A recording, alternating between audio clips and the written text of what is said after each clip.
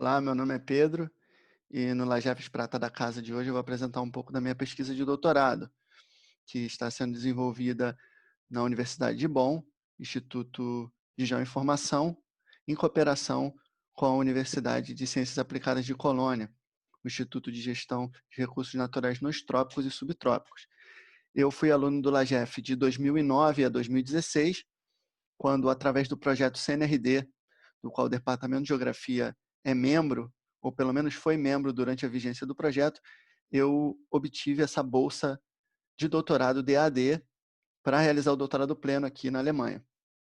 Eu agora vou para o meu 4º ano de doutorado e vou apresentar para vocês a publicação mais recente, ou parte da publicação mais recente, que saiu esse ano, no começo desse ano, na Land Use Policy. Bom, o que eu vou apresentar para vocês hoje é o resultado desse paper publicado na Land Use Policy e fala das causas estruturais do abandono agrícola no estado do Rio de Janeiro. A estrutura da nossa apresentação vai passar pela definição do abandono agrícola, falar um pouco do abandono agrícola no estado do Rio de Janeiro e quais reformas estruturais da economia brasileira, isso a partir dos anos 70, estão na nossa hipótese como possíveis reformas estruturais que impactaram o abandono agrícola no estado do Rio de Janeiro. Bom, depois eu vou mostrar como é feita essa relação, qual método foi utilizado para fazer essa relação, identificar essa relação entre as reformas estruturais e o abandono agrícola no estado do Rio de Janeiro e vou concluir o trabalho. Bom, para começar, o que é o abandono agrícola para a gente aqui nessa pesquisa? O abandono agrícola é quando o manejo da terra deixa de existir. Então, na figura aqui de baixo, vocês veem uma área de rotação de culturas, que você tem abacaxi, mandioca, cana-de-açúcar, pastagem. E na figura, no topo da parte direita da tela, a gente observa aqui um moinho abandonado e uma área de pastagem degradada, com pasto bem solto. Então, essa transição de área cultivada para pastagem abandonada é o que caracteriza para a gente aí o primeiro estágio do abandono agrícola. E é isso que a gente vai avaliar. Né? E como a gente chegou a essa hipótese do abandono agrícola no estado do Rio de Janeiro? Bem, olhando os números, as séries temporais do IBGE, da Pesquisa Agrícola Municipal, já do final da década de 80, para a área plantada, área destinada à colheita, a gente observa que a tendência no estado do Rio de Janeiro, ela se contrapõe à tendência observada para o restante do país. Ou seja, a tendência do Brasil é de crescimento das áreas destinadas à colheita, enquanto no Rio de Janeiro houve uma queda vertiginosa. Qual foi o cultivo que puxou essa queda? A cana-de-açúcar. E onde é que a cana-de-açúcar ela está localizada no estado do Rio de Janeiro? Qual é a expressão espacial da cana-de-açúcar? Bom, basicamente a cana-de-açúcar está no norte fluminense, nos municípios de Campos dos Goytacazes e São Francisco do Itabapoana. E também nessas áreas, obviamente, como é a área de produção de cana-de-açúcar, foram as áreas que mais perderam a agricultura. Então, a gente hipotetiza que o abandono agrícola no estado do Rio de Janeiro é puxado basicamente pela cana-de-açúcar. E como é que a gente vai fazer? Bom, quando a gente olha para o norte fluminense, que é a área onde a cana-de-açúcar se estabeleceu, muitos anos atrás, a gente observa que a cana-de-açúcar ocupa basicamente as áreas de tabuleiro costeiro e as áreas de planície fluvio-lacustre e fluvial e fluvio-lacustre. Bom, no Rio de Janeiro, é importante mencionar, existem duas importantes bacias, a Bacia de Campos e a Bacia de Santos, que são produtoras de petróleo. E o Rio de Janeiro, em 2 períodos diferentes, passou por um boom do petróleo, ou seja, descoberta de novas jazidas que foram seguidas de um incremento na produção de petróleo no estado do Rio de Janeiro e um novo aquecimento na indústria do petróleo. Então, isso é importante para a nossa pesquisa também, saber que isso ocorreu no Rio de Janeiro no período do final da década de 70, do início da década de 70, para o período atual, que é o período analisado nessa pesquisa. Bom, a gente está falando aqui de reformas estruturais da economia e como elas impactaram o abandono agrícola, em especial da cana-de-açúcar, no estado do Rio de Janeiro. Bom, por que a gente está trabalhando com os dados do início da década de 70? Porque a pesquisa agrícola municipal, para a área colhida, fornece já dados que remontam a essa data, de 1973.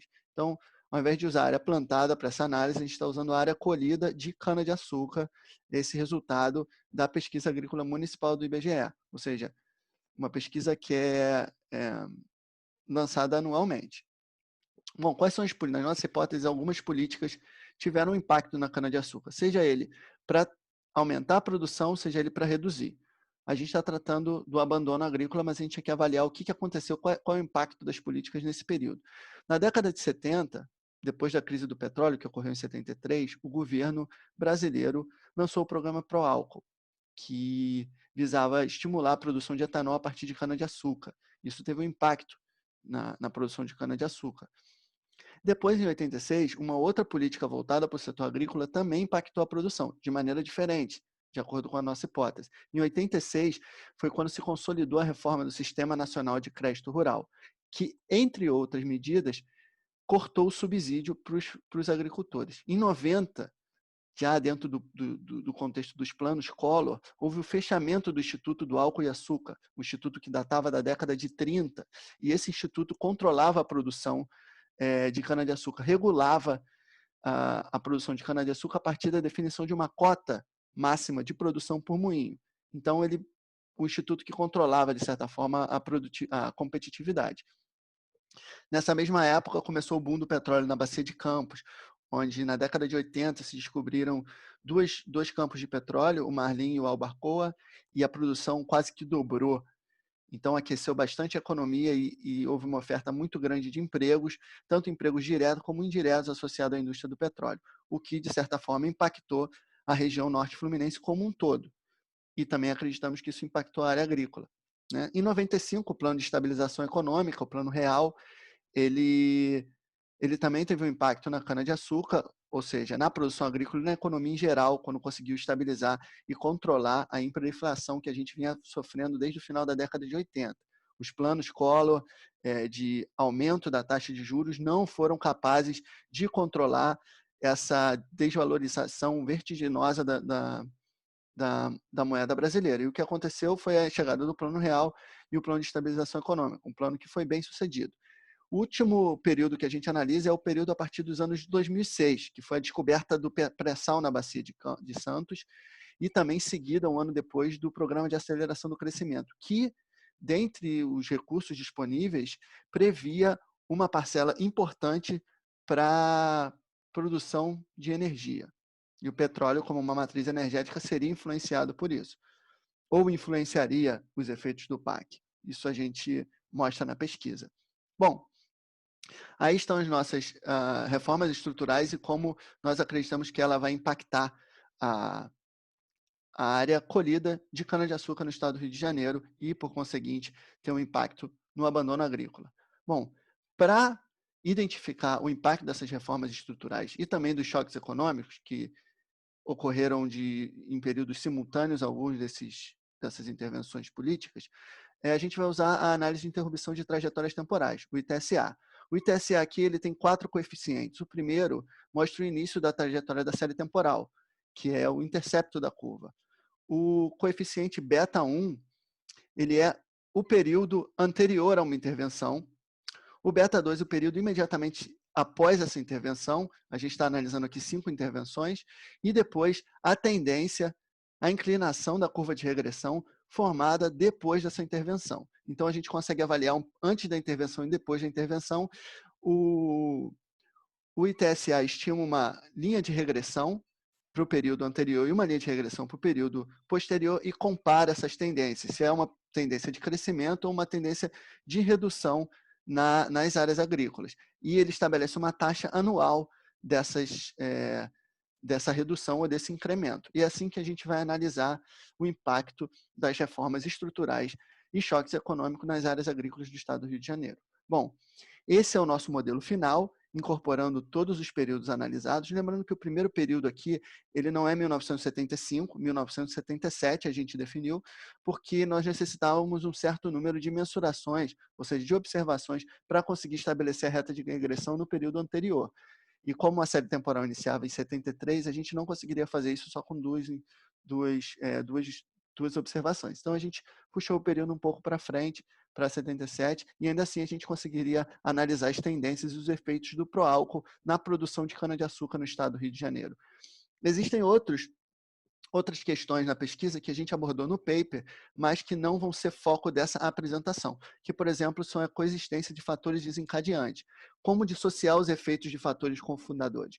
Por exemplo, em 1990, em 2006, a gente observa que, além do fechamento do IAA, houve o boom do petróleo. E, além do novo boom do petróleo, em 2006 também houve a implementação do PAC. Então, são fatores cofundadores, e aí é difícil você entender qual é o papel de cada um deles pelo ITSA, simplesmente pelo ITSA. Para você identificar e separar esses fatores, é preciso fazer estudos comparativos. E isso está no nosso paper. Bom, para cá a gente vai fazer análise de interrupção de séries temporais em diferentes períodos, com múltiplos períodos. E vamos analisar os impactos dessas reformas estruturais e choques econômicos nas áreas agrícolas no estado do Rio de Janeiro. Bom, os resultados que obtivemos mostram que, de verdade, há uma relação entre as políticas observadas e as mudanças nas trajetórias temporais. Exceto no período de 86, em que os coeficientes não são tão significantes, os outros períodos eles mostram uma relação importante entre as reformas estruturais, ou seja, as políticas, a implementação de políticas públicas e os impactos nas mudanças nas trajetórias de cana-de-açúcar. A gente observa aqui, por exemplo, o coeficiente B6, imediatamente após o fechamento do IAA, há um efeito negativo nas áreas colhidas de cana-de-açúcar. E esse efeito, de 90 a 95, ele apresenta uma taxa anual de redução de 10 mil hectares de área plantada de cana-de-açúcar, quando a gente olha para o coeficiente B7. Um outro exemplo interessante, quando a gente olha a partir de 2006, estamos falando do coeficiente B10 e do coeficiente B11, a gente observa que a tendência também é de redução. Uma redução, por exemplo, de 2006 a 2017, de 8 mil hectares por ano. A redução imediata, apesar de não significante, também informa que houve, após a descoberta do pré-sal e a implementação do PAC, um ano antes, na verdade, da implementação do PAC, mas o PAC já vinha sendo discutido e o seu plano já estava desenhado desde um ano antes, né? Mas que esse impacto ocorreu na cana-de-açúcar, o que pode estar associado a uma crescente oferta de trabalho no setor de óleo e gás, que obviamente tinha salários mais atrativos e poderia ter atraído esse pessoal, essa mão de obra que trabalhava na cana-de-açúcar, que, por sinal, é uma atividade que ainda depende muito do corte manual. No estado do Rio de Janeiro, no Norte Fluminense, não há uma mecanização, não há mecanização da produção, porque a estrutura das propriedades é de propriedades pequenas e médias, e é muito difícil você estabelecer um sistema mecanizado para esse tipo de propriedade. Além disso, tem o problema do relevo. Em algumas áreas, o relevo não é tão plano. Apesar da cana-de-açúcar se desenvolver basicamente nas áreas dos tabuleiros costeiros, algumas áreas de cana elas são um pouco mais onduladas, e também dificulta a mecanização. Bom, o que acontece aqui, o que a gente observa é que, principalmente nos anos a partir de 90 e 2006, houve um impacto muito grande das políticas públicas na redução de área colhida de cana-de-açúcar, né? Então, o que a gente pode concluir desse estudo com análise de interrupção de trajetórias? Que, bom, primeiro que o ITSA ele permite avaliar o impacto da tomada de decisão e mudanças do uso da terra, que a gente está falando do abandono agrícola, mas que é uma mudança no uso da terra. Os planos Collor 2, 1 e 2, que representaram o fechamento do IAA, foram causas estruturais na crise da cana-de-açúcar do Rio de Janeiro. A partir daí, as trajetórias, as tendências das áreas colhidas de cana-de-açúcar apresentaram um comportamento decrescente. Nesse período de 1990 também ocorreu o boom do petróleo. E aí é uma questão, são fatores que coexistem, como separá-los? Isso a gente mostra no paper. A descoberta do pré-sal, juntamente com a implementação do PAC, a partir do ano de 2006, também respondeu por outra queda vertiginosa. E aí, novamente, a análise comparativa que nós desenvolvemos no paper vai responder um pouco mais dessas questões. Bom, essa é a minha apresentação. Eu deixo vocês por aqui e convido vocês a ler o resto do paper. Aqui está meu perfil no ResearchGate e no Google Scholar, e aí vocês podem ver como a gente solucionou essa outra questão e também entender com um pouco mais de detalhes como foi feita a nossa pesquisa. Bom, espero que vocês tenham gostado. Eu agradeço a oportunidade de participar do LAGEFS Prata da Casa e desejo aí um sucesso muito grande para todos os projetos de vocês, acadêmicos e da vida também, né? Que necessitamos ser felizes. Então, um grande abraço e eu fico por aqui. Tchau!